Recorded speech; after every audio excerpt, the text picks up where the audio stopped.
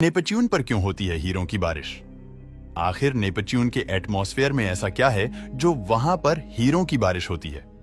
हमारे solar system में इस वक्त 8 प्लेनेट है, जिनमें से प्लेनेट नेपच्यून हमारे सोलर सिस्टम का सबसे आखिरी वाला प्लेनेट है। नेपच्यून के भी कुछ राज इतने ज्यादा भयानक है जिनको सुनने के बाद कोई भी इंसान डर जाए तो? जी हां दोस्तों, आज की इस वीडियो में प्लेनेट नेपच्यून के बारे में जानेंगे। दोस्तों, जैसे कि हम जानते हैं कि नेपच्यून हमारे सोलर सिस्टम का सबसे आखिरी प्लेनेट है, जो कि सूर्य से 5 बिलियन यानी 5 अरब किलोमीटर की दूरी पर है। और ये इतना ज्यादा है कि अगर एक स्पेसक्राफ्ट को पृथ्वी से नेपच्यून पर भेजा जाए तो स्पेसक्राफ्ट को नेपच्यून तक पहुंचने में पूरे 12 साल लग जाएंगे। यानी मान लो कि आप नेपच्यून पर जाना चाहेंगे और आपकी उम्र अभी सिर्फ 20 साल है, तो जब तक आप नेपच्यून पर पहुंचोगे तो आपकी उम्र 32 साल हो चुकी होगी। और फिर अगर आप नेपच्यून का राउंड काटकर पृथ्वी पर वापस आओगे तो आपको 12 साल और लग जाएंगे, यानी आपकी उम्र पूरे 44 साल हो जाएगी। तो दोस्तों, वैसे तो आज तक नेपच्यून पर कोई नहीं गया, लेकिन नासा का एक स्पेसक्राफ्ट जिसका नाम वॉयेजर 2 था, वो पहला ऐसा स्पेसक्राफ्ट था जो नेपच्यून तक पहुंच गया था। वॉयेजर 2 1989 में नेपच्यून के सबसे करीब जाने वाला पहला स्पेसक्राफ्ट था और उसको नेपच्यून तक पहुंचने में पूरे 12 साल लग गए थे।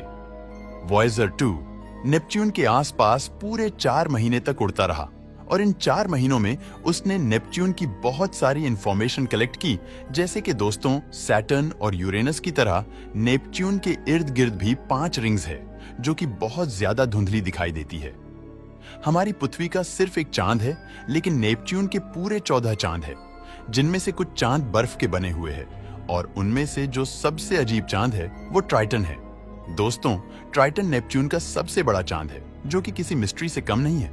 ट्राइटन नेपच्यून का अकेला ऐसा चांद है जो कि रेट्रोग्रेड ऑर्बिट में मूव करता है, यानी जिस डायरेक्शन में नेपच्यून मूव करता है, ट्राइटन उसकी उल्टी डायरेक्शन में मूव करता है, जिसे रेट्रोग्रेड ऑर्बिट कहा जाता है। और दोस्तों, ऐसा माना जाता है कि ट्राइटन हमारे सोलर सिस्टम की सबसे ठंडी जगह है।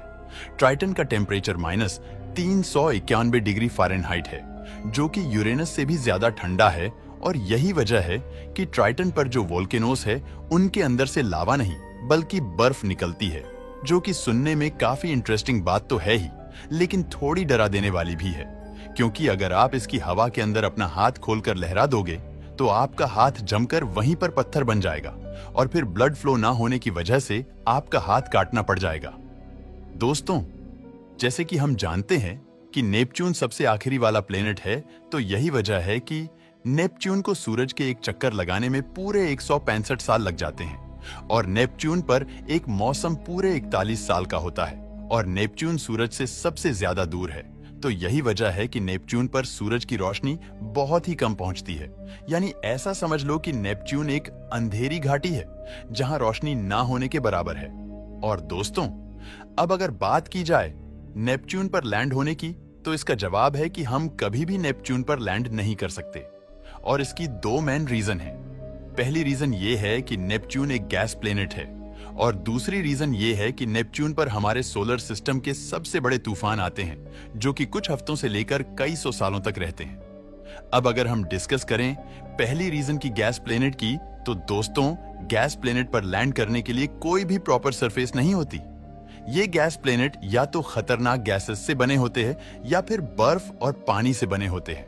तो यही वजह है कि आज तक किसी भी गैस प्लेनेट पर कोई भी स्पेसक्राफ्ट लैंड नहीं हुआ और नेपच्यून की सरफेस पानी और बर्फ से बनी हुई है और इसकी सतह 17,500 किलोमीटर गहरी हो सकती है और हम जितनी गहराई में जाते जाएंगे टेम्परेचर उतना ही ज्यादा इंक्रीज होता जाएगा। साइंटिस्ट का यह मानना है कि नेपच्यून के कोर का टेम्परेचर 5100 डिग्री सेल्सियस है, जिसका कंपैरिजन सिर्फ सूरज के साथ किया जा सकता है। यानी नेपच्यून ऊपर से जितना ठंडा है उससे हजारों गुना ज्यादा ये अंदर से गर्म है। और ये तो कुछ भी नहीं, नेपच्यून को अभी तक सिर्फ ऊपर से एक्सप्लोरर किया गया है, इसके अंदर उतरकर नहीं देखा गया। ना जाने इसके अंदर और भी कितने भयानक राज होंगे। अब चलते हैं दूसरे पॉइंट की तरफ। दोस्तों, दूसरा पॉइंट यह था कि नेपच्यून पर हमारे सोलर सिस्टम के सबसे बड़े तूफान आते हैं, जिनकी स्पीड 2000 किलोमीटर पर आवर से भी ज्यादा है, जो कि पृथ्वी पर रिकॉर्ड की गई अब तक के सबसे बड़े तूफान की स्पीड से भी 5 गुना ज्यादा स्पीड है और नेपच्यून पर ये तूफान हर वक्त चलते रहते हैं। और दोस्तों, जैसे कि जुपिटर पर एक ग्रेट रेड स्पॉट है, वैसे ही नेपच्यून पर भी एक स्पॉट है जिसका नाम था ग्रेट डार्क स्पॉट है। साइंटिस्ट का यह मानना है कि the great dark spot Neptune पर चलने वाले सबसे बड़े तूफान हैं, जिनकी स्पीड अब तक रिकॉर्ड होने वाले सब तूफानों की स्पीड से ज्यादा है। और दोस्तों, ये स्पॉट कोई छोटा मोटा स्पॉट नहीं है, बल्कि ये इतना बड़ा है कि इसके अंदर हमारी पूरी पृथ्वी फिट आ सकती है।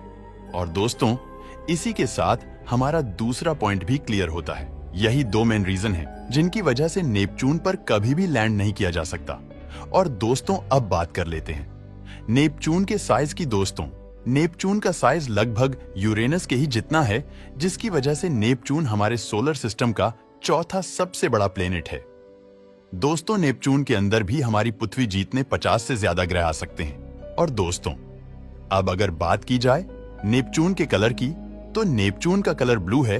तो आप जरूर ये सोच रहे होंगे कि नेपच्यून का ये ब्लू कलर या तो उसके ठंडा होने की वजह से है या फिर वहां पर मौजूद पानी की वजह से है। लेकिन दोस्तों, तो ऐसा बिल्कुल भी नहीं है।